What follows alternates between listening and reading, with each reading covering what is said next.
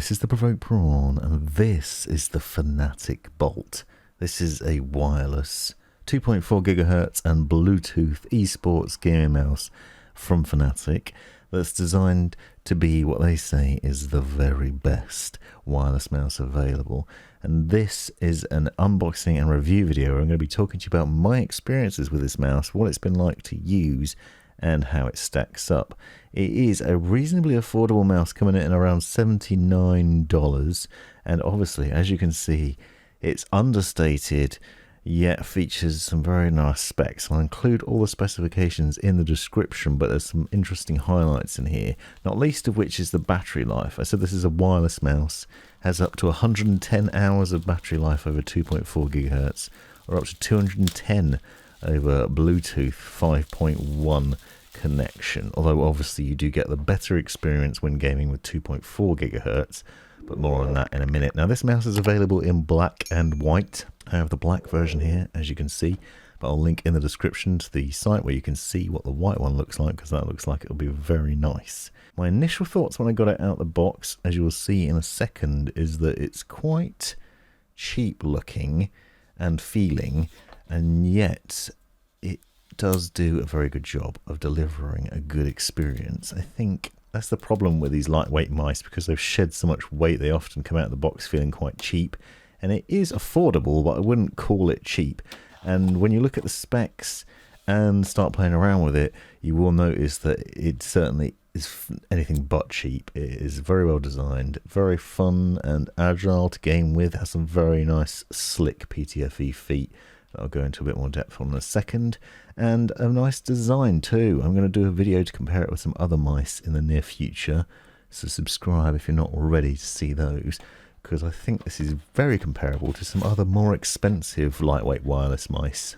So it's a great option. Now in the box, you obviously get the mouse itself, as well as this extender range dongle, which essentially is a rubberized little dongle that sits on your desk and allows you to plug the USB dongle into it, so you have it within reach. That means you only have to use one USB connection on your PC. So it has a USB-A to USB-C connection that then plugs into either the mouse or to that little dongle, and you can see that here. This is a paracord cable, so it's nice and flexible and lightweight and not problematic. Now another quick thing of note is you'll also see there some extra Ptfe feet. The thing that makes those interesting is that they're not exactly the same as the ones that were on the mouse. They're actually slightly thicker, and I'll talk to you a bit more about that in a second as well. Now a close-up look at the bottom of the mouse, and you'll see you have the button to switch between off, 2.4 GHz and Bluetooth mode, so you'll see have that connectivity. And you'll also note there's a little bit of RGB lighting from the mouse wheel. I'll show you some close-ups of that a little later on. There's a DPI button on top that allows you to switch between 4 DPI levels, which are customizable within the Fnatic OP software, which I'll show at the end of the video. And you also have some easy access side buttons. Now one of the things that I felt about this mouse when I first got it out of the box is it feels very lightweight and very hollow, and also has an interesting texture to it, which is quite matte and rough, which is no bad thing because it means it's easy to hold on to. This is a medium-sized mouse that's said to work with claw or a mix of claw and palm hybrid grip styles. I feel like it verges on being a bit on the smaller side, and my hands I tend to think of reasonably medium to large size, so smaller mice I don't tend to get on with. I prefer my mice on the large side. However, this is a nice size. It's not too small, certainly not as small as something like the Razer Viper Mini, for example. And I've got on very nicely with it. And I will say, one of the other things that you can see here is the feet on the underside are very slick. Now these are 0.8mm Ptfe feet, and I've found that they are nice and agile. I'm going to leave a clip at the end of the video so you can hear more of the sounds, so stick with me for that. But what I struck by immediately was the similarities in sort of size and shape to both the SteelSeries Prime wireless that you saw on the left and the Logitech G Pro X Superlight, and I'm going to do a video to compare those as well.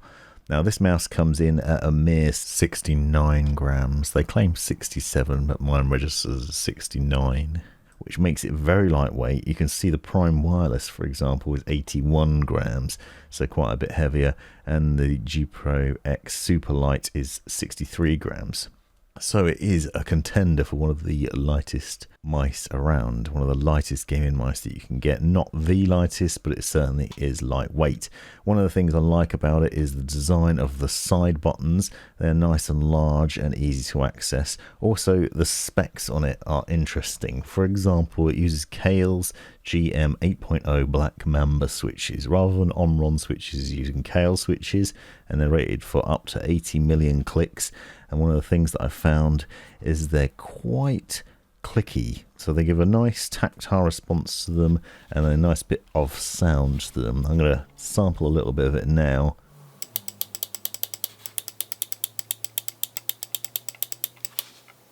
I'm also going to save this clip and some other clips at the end of the video where I won't be talking, so you can hear just the sounds of the mouse. There's quite a bit of difference between the side buttons, the sound that they make, and the main buttons themselves. Obviously, because it's lightweight, it has a quite hollow sound to it in some ways, which is a shame, I think.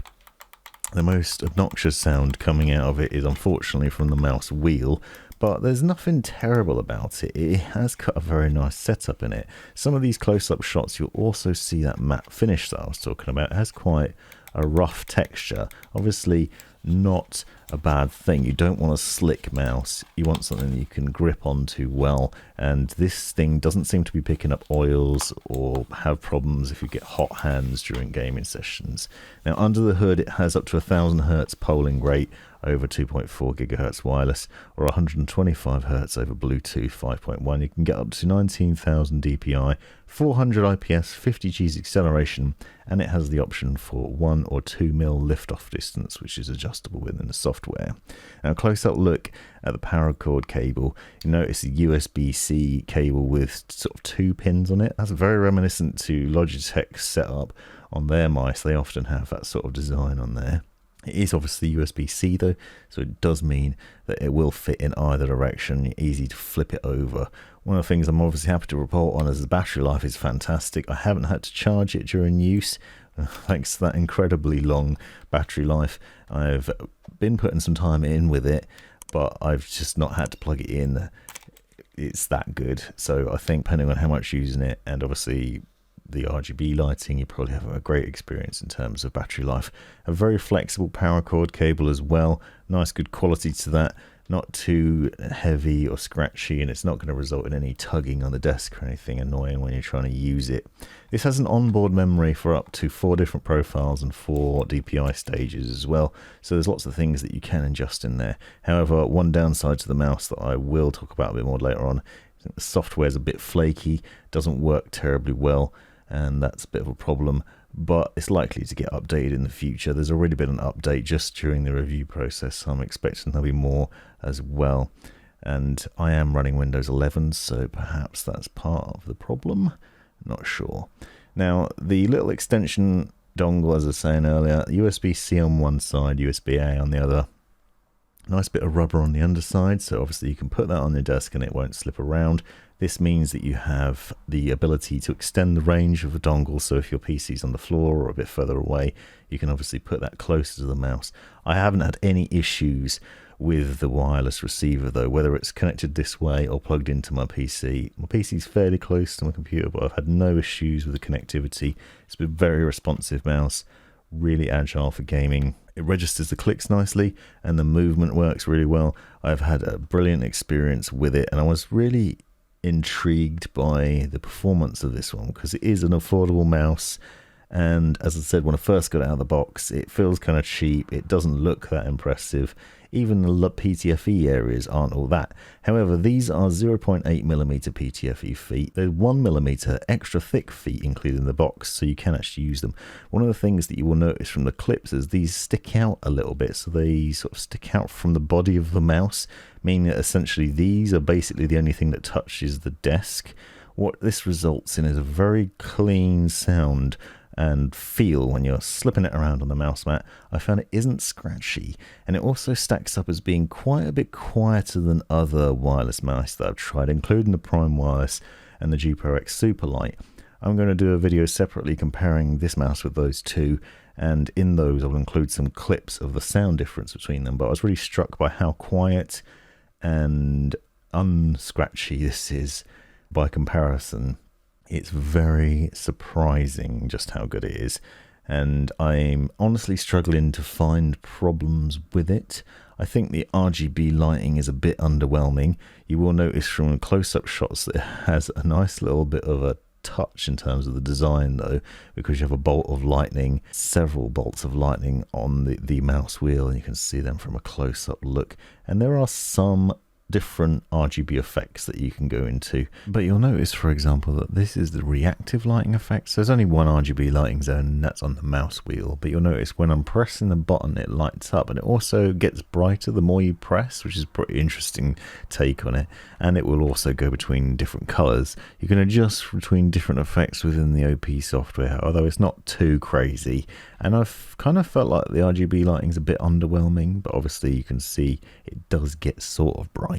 Also, just to quickly show you a comparison between the Prime Wireless and the Fnatic Bolt, so you can see the sort of size and shape difference. This sits a little bit lower on the desk, but is otherwise very comparable. Now I'm going to dive into the software, but stick with me after that, where you'll be able to hear the sounds of the mouse without me talking. Here we are within Fnatic's OP software. You'll notice it's 2.0.17 beta at the moment. This has been updated twice since I've had the mouse, so I'm expecting more in the future.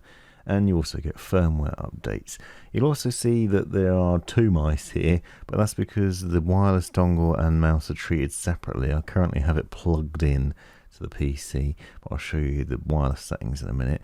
So if you click on the mouse itself, you'll see, as I said earlier, you have a choice of 4 onboard profiles that you can set in here, and you can go between those in this way. You can also go into the performance settings and access a number of different things. There's an adjustable lift-off distance. You can either have it set to 1 mil or 2 mil. You also notice the polling rate as standard is set to 1000 Hz. CPI, which is equivalent to DPI, is adjustable here. One thing of note is the specs say it's 19,000 max, but when you try and set it to that, it defaults to 12. I don't know the reason for this. I think it'll probably be changed in the future, but you can unlink it, so you can choose between having it in X and Y, so obviously the axis that is on. You can change angle snapping, debounce rate, and also sleep timer to help with the battery life too. Now, in terms of lighting, I've already shown you some of what you can do there, but you'll see that there are a few different options. You can go between pulse, fade, heartbeat. You'll be familiar with all these sorts of things. You can have a rainbow effect and reactive. Reactive, I think, is the most fun to play around with. I've already shown you some of that in there. You can basically choose the color that it goes through, or you can set it to randomize and go between different colors, or you can set it to rainbow. So there's not a mega amount of fancy RGB lighting in here, but you can adjust the brightness levels as well, so that is something of note, and it does get quite a bit brighter on the maximum setting. I did say it wasn't particularly bright, but obviously if you do this, you're potentially negatively impacting the battery life over time. So you have a number of different options to adjust within here, but it is fairly no frills. There isn't, for example, any way to program any macros in here that I can find currently. You'll note if I try and click it into wireless mode, it says the Bolt is not in 2.4 GHz. You just simply need to remove the cable and make sure it's switched to 2.4 GHz on the underside. And now we're in the wireless mode, so you can see that the other mode has disappeared. We're now in the wireless mode. You'll notice 97% battery life. I haven't had it plugged in barely at all, and it's barely lost any of its battery. I've been using it for about a week, I say, so quite surprised by how little battery it has used, and it's obviously fantastic, partly down to the sleep settings and the RGB lighting, but you can see you have a lot of the same options in here. Obviously, keeping the brightness low is going to be very useful. Now, stick with me through the next few clips. If you make it to the end of the video, I really appreciate it, but if you want to hear what the mouse sounds like, both in terms of the mouse clicks, the sort of overall lack of scratchiness on the Ptfe Feet, and also just the hollow nature of it and the overall sort of sounds that come out of it. And you'll hear that without me talking now until you get to the end of the video. Thanks for watching this far, really appreciate you, and special thanks to my very awesome YouTube members.